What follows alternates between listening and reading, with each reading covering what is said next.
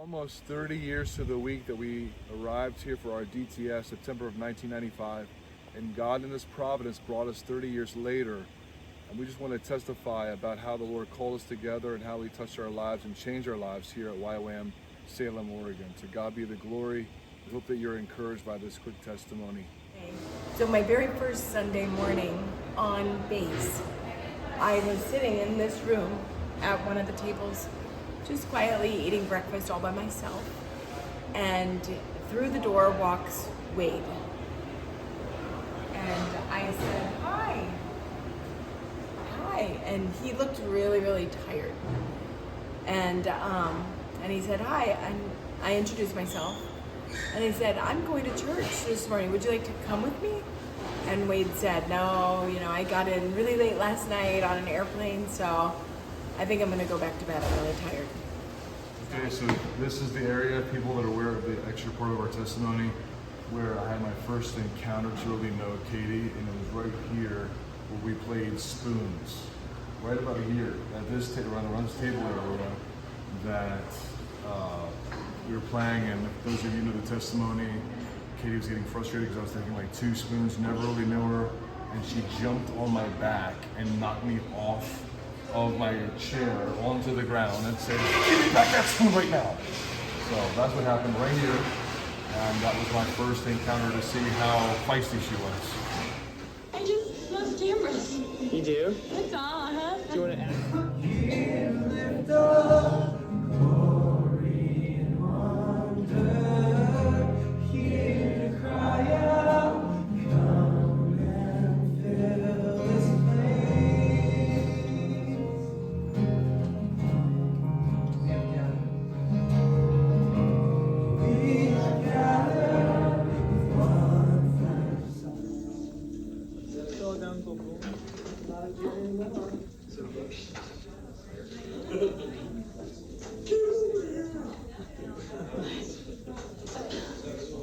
The music stopped. He's all black and blue.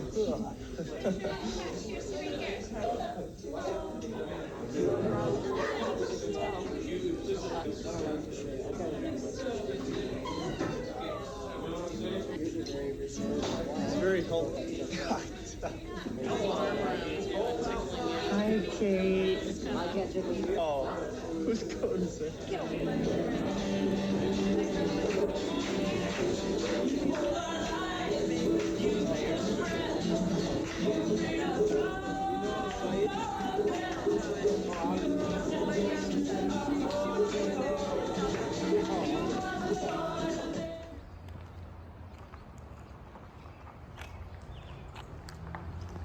So we're in the lecture room. So they've taken out the theater seats. It's just an open room now, but just such memories in this place of our speakers coming in and speaking to us.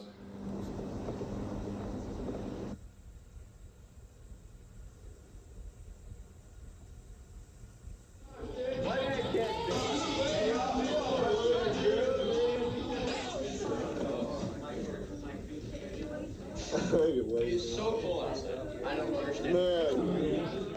Station, do you have a testimony?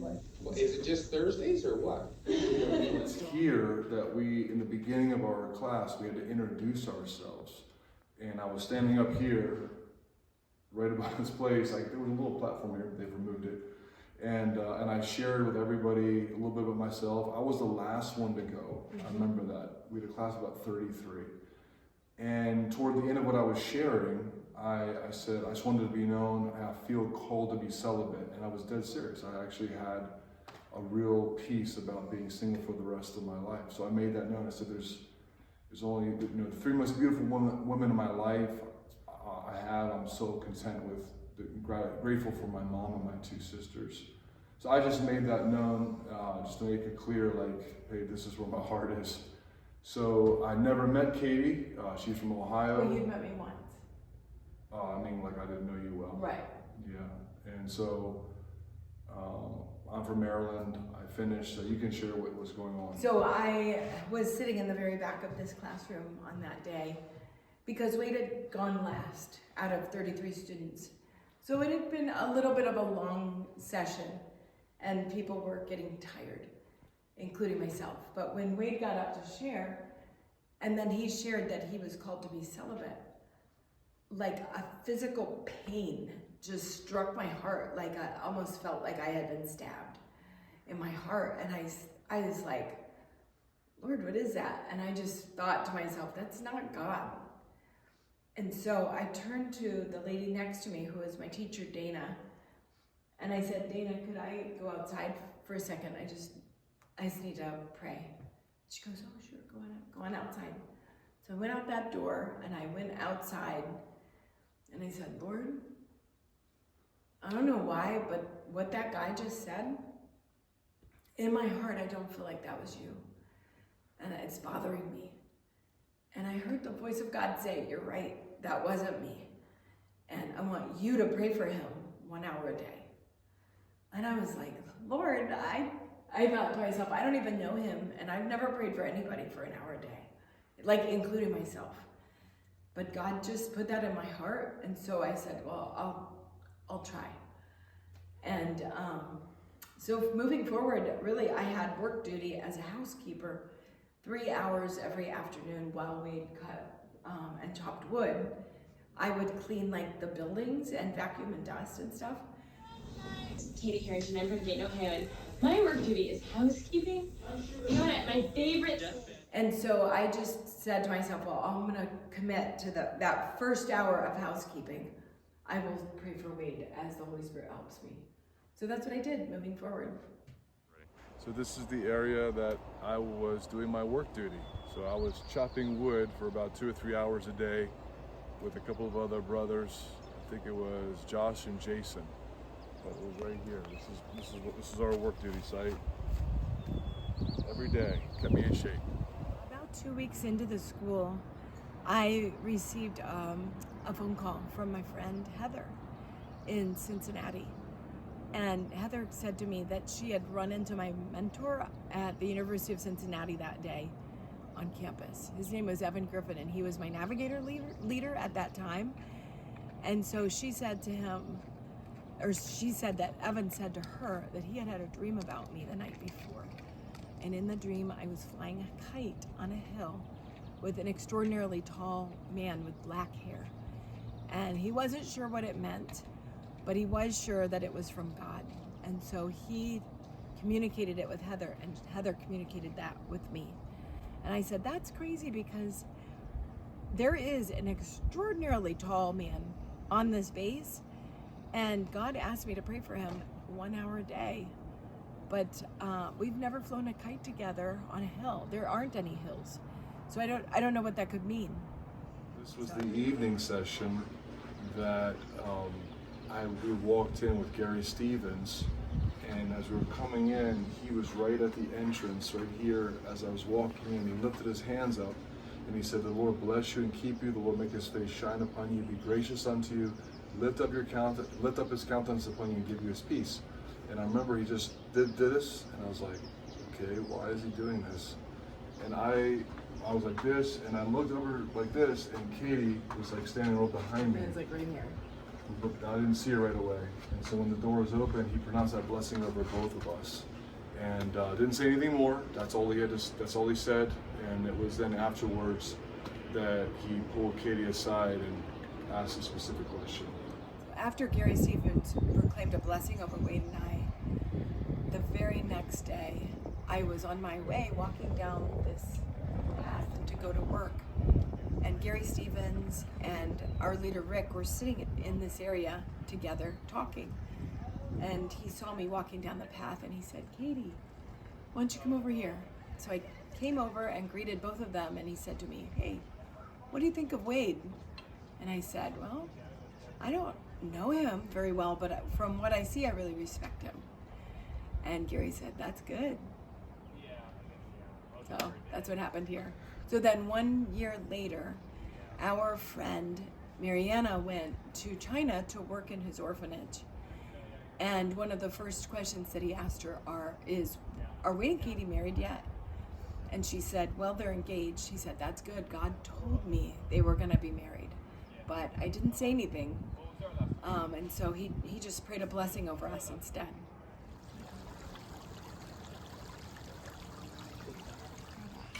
So this is where a few weeks into this school, I was just so desperate and crying out to God.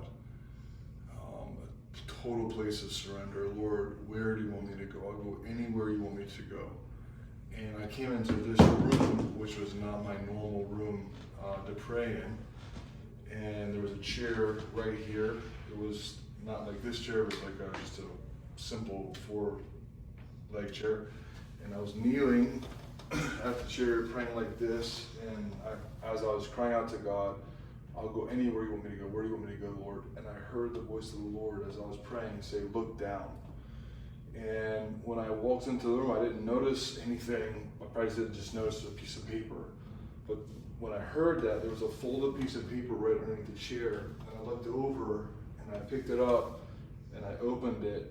And it was a fact sheet all about the city Dakar in West Africa. And I remember saying, okay, Lord, I'm listening. If this is where you want me to go, I'll go. So right here, this is where it happened, where I heard the Lord say, look down.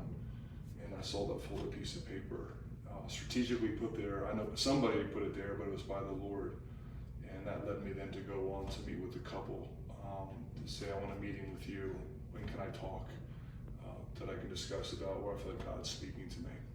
We both had heard from the Lord. I went to the husband, I wish I remember his name, and I said, I feel like the Lord spoke to me. I believe he gave me the word Dakar. And so he said, well, meet me at my trailer with my wife this Friday at 7 o'clock at night. What I didn't know was That same week, I had been praying in the prayer chapel and I heard God speak to me. Senegal was where I was called to go full time. And so I went to the wife on base and said, I'd like to talk to somebody about this. And she looked at me and said, hey, why don't you come and meet me at Friday night at 7 at my trailer? And so I show up at Friday night, 7 o'clock, and Katie shows up at the porch as well. I'm like, what are you doing here? She says, I have an appointment. I said, I have an appointment. So we knocked on the door, and they came to the door, and it was like this one, or the trailer, it might have been a trailer just further down, but it was just like this. And so we said, they said, why don't you come in now that you're both here? They said, we apologize, we made a mistake. Wade, you came to me, Katie came to my wife. We accidentally scheduled you on the same evening. But now that you're both here, come on in. So we sat around the table with them, and after we talked a little bit, they said, now where do you feel God's calling you? And I said, well, I feel like God spoke the word Dakar. And then they turned to Katie and said, yeah, where do you feel God's calling you? And I said, I feel like God spoke to me Senegal. And everyone started laughing. And I said, why is everybody laughing? And they said, sweetheart, don't you know that Dakar is the capital of Senegal? You guys are called to the same place. I said, maybe you'll be on the same team together one day. And then they rejoiced because they said, we have been specifically praying for people on this base to be raised up to go to Dakar, Senegal. They said, you're our first fruits of answers to our prayer. And so it was just wild to see how God brought it together on the same evening, what we thought was by accident, and God confirmed that together. So pretty awesome. But right now I'm standing in front of our old dormitories where the guys and the girls lived, and the girls were on the bottom, the guys were on the top. And one night while I was laying in bed, so 11 o'clock p.m., the only reason that we could break curfew on this base at that time was to go to see the prayer chapel. So I'm laying in bed, and I was extremely tired that night. And so just laid down. It was raining outside, and I remember how good it felt to just lay in my bed. But I heard the Holy Spirit say to me, Katie, get up and go to the prayer chapel. And honestly, I did not want to get up and go to the prayer chapel because it was 11 o'clock at night. Like I said, it was raining outside and I was really tired. And I just laid there in my bed and tried to pray for whatever could come to my mind. But I just felt like at some point it was like the Holy Spirit was saying, I'm not asking you to pray. I'm asking you to go. And it was like, go, go, go. My heart just was pounding, pounding, pounding as I was hearing God say, go, go, go, go, go.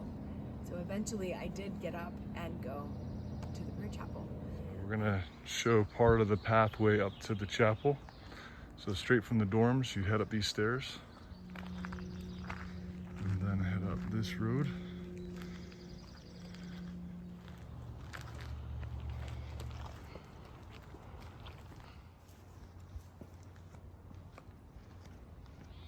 And then you came around here and there's the prayer chapel.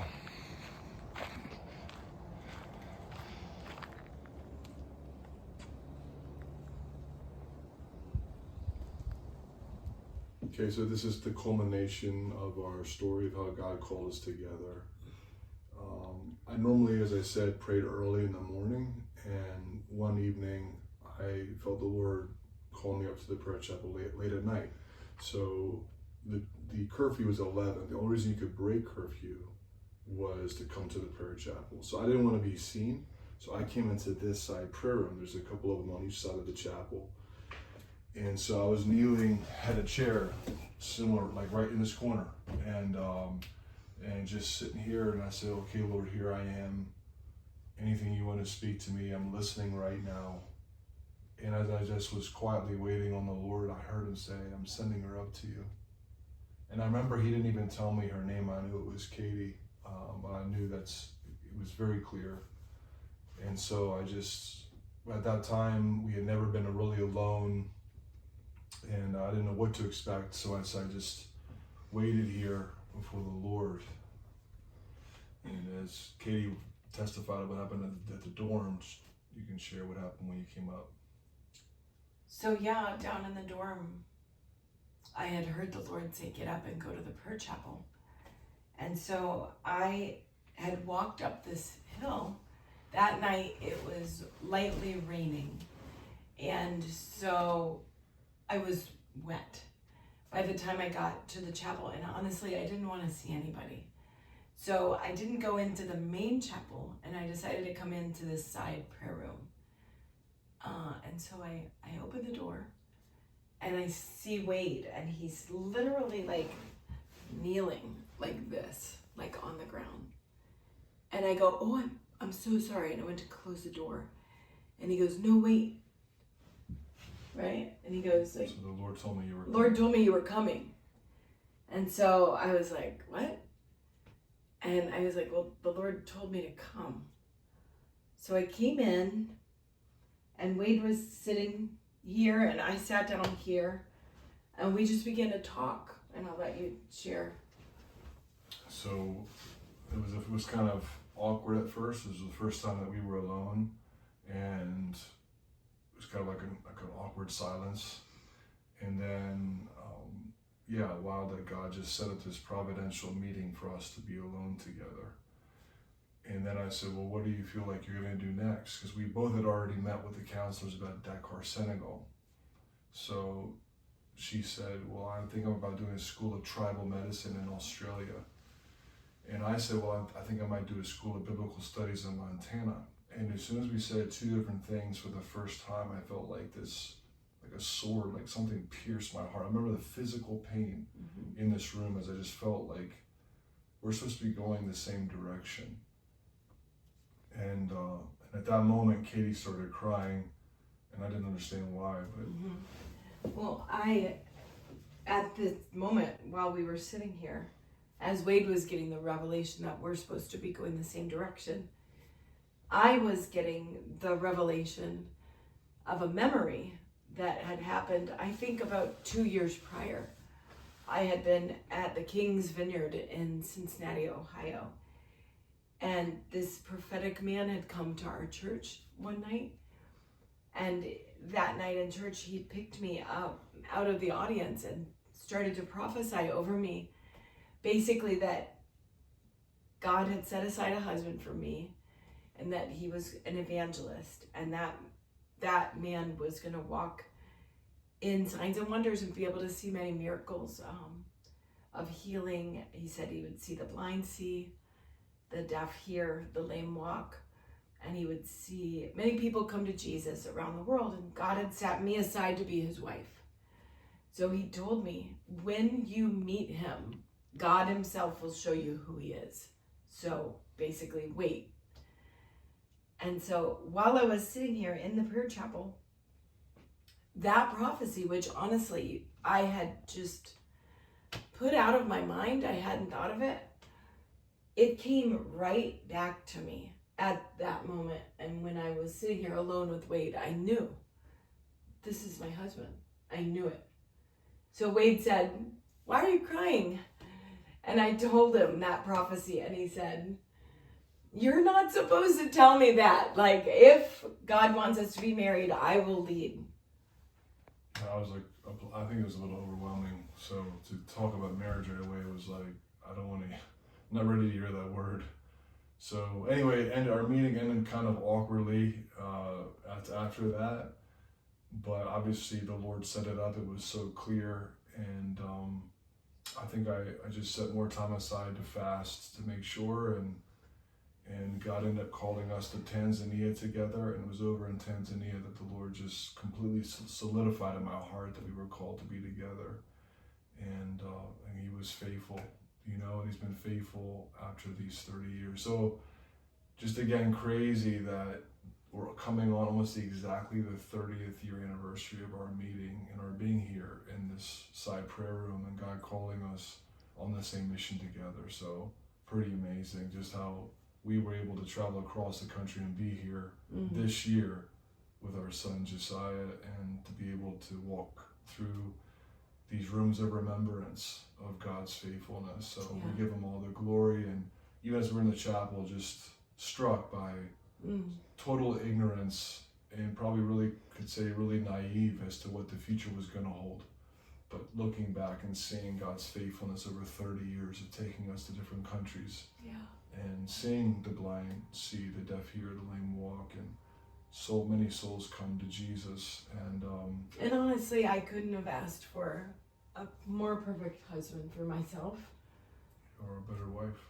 I mean, it's just the Lord was our matchmaker.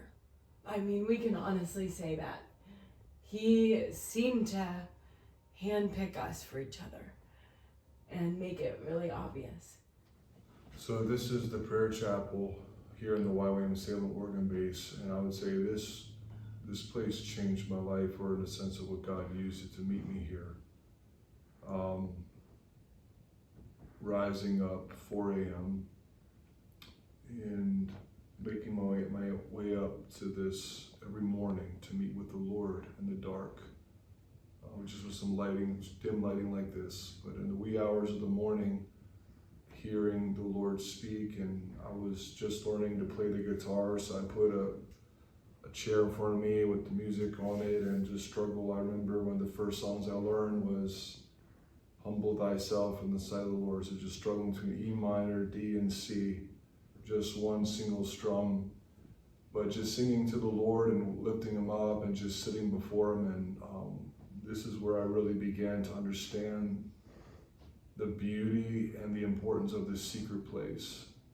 And I began to really cherish the secret place.